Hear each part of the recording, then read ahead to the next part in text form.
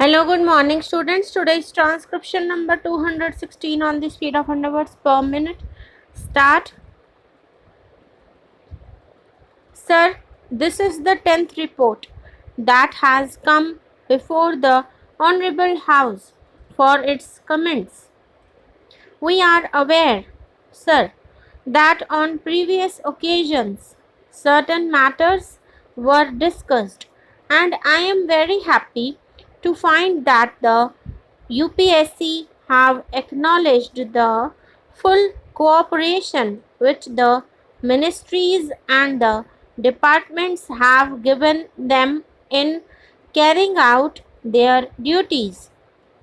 So far as the present report is concerned, it has mentioned certain circumstances which have to be looked into very carefully. It has also pointed out certain difficulties in getting the full strength from recruitment. It has also pointed out certain irregularities. Lastly, only in one case out of 15,000 that has been referred to the UPSC, there had been a difference of opinion and the government had to depart from their advice and take action on the lines that have been pointed out in the memorandum. Thus, you will find, sir, that there has been the fullest measure of cooperation from the government, as they are anxious that the views expressed and the recommendations made by the UPSC should receive the fullest respect, and that as far as possible they should be implemented.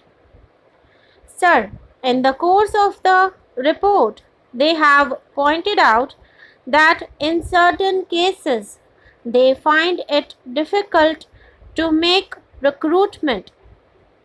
They have mentioned 3 cases. One is with regard to the scheduled castes and tribes. You are aware, sir, that in respect of the scheduled castes and tribes, whenever there is to be direct recruitment, a certain percentage has been fixed. It is quite different in the case of all India services. It is still higher in the case of other services that have to be dealt with.